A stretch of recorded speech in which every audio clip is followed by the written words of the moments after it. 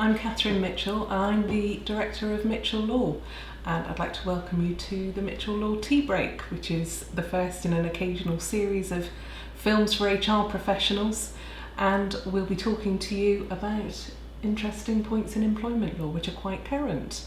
And I'm joined this morning by my colleague, our in-house barrister Joanne Sefton, and this morning we're going to talk about the gender pay gap. There's been a lot of noise over the last year about this issue, particularly with splashes in the media, the controversy at the BBC and so on. But in the real world, is it something that's on the radar for your clients, Catherine? I think yes and no is the answer, and probably not just by clients, also by friends and other people who perhaps aren't as excited by employment law generally as we are. And I think that goes for the public at large. How hard as we find that to understand? Yes, incredible. But HR professionals clearly are interested, but I think the public at large as well want to talk about it because it's been in the news so much. That whether it's the BBC or whether some of the large organisations, and clearly lots of people are going to be thinking about it themselves when their own employers are starting to report. But I think it's the same as with any new piece of employment legislation. There's misapprehension and confusion about what it really means. What sort of confusion have you come across? Well, I think the main one is the misapprehension between the gender pay gap and equal pay, and there's an understandable confusion about what the difference is between the two. And as we know, the gender pay gap is a statistical measure which employers are being asked to report on, and if women are being shown to be paid less, that could be because they are occupying the lower paid positions in the organisation, not necessarily because there's something unlawful going on. Yeah, of course that's right. And on the other hand, you could have a company that has no gender pay gap but still has a problem if there are particular individuals that are not being paid in accordance with equal pay law. And even though that's the case, I think it's still very worth being aware of a big gender pay gap, because that's going to be a red flag to your employees, potentially to unions, that there's potentially a difficulty there and something that's worth them pushing on. So it is something for organisations to be concerned about. And it gets more sticky the more you unpick it, of course. So it's an issue that we have to ask ourselves, why are some of those sorts of positions less well paid in the first place? Yeah, well, that's coming back to the equal pay side of things. That's something that underlines a lot of the historic equal pay cases. It allows you to compare jobs that are of equal value. Is a cleaner of equal value to a rubbish collector? Is a speech therapist of equal value to a radiographer? Organisations set pay rates that reflect social values, and equal pay law allows you to challenge those pay rates in theory, but it's not been very successful in reality. We've had it for a generation. So one way of looking at the reporting process is, I think, an exercise in trying to promote change without being so prescriptive about how we might achieve that. And that idea might well have something going for it, but that won't happen without a lot more organisations reporting, will it? The figures aren't looking great, are they? No. I've checked the latest figures, and the number of employers who've already reported their figures on the government website today, so have a guess.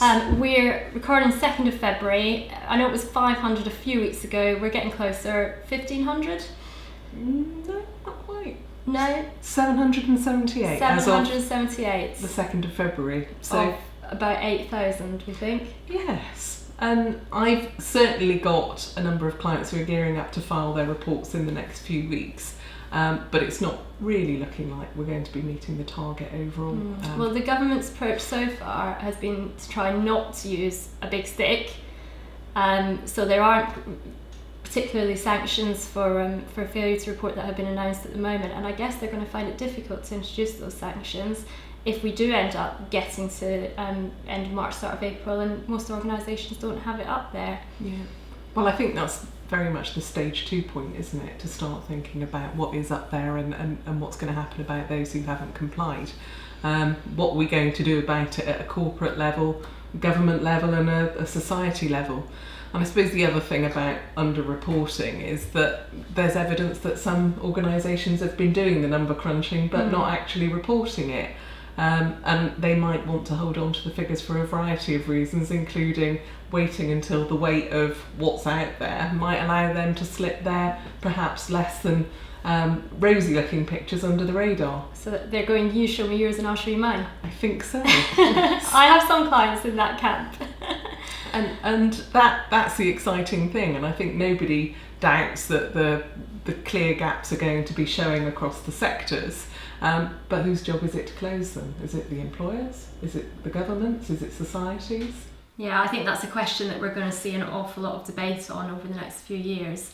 But I think it's quite easy for employers to try and let themselves off the hook. Say, well, we pay the same for the same job. It's not our fault if women aren't interested in career progression after children, or if they don't want technical roles. Those things are out of our control. But I'm not quite sure that holds water. In what way?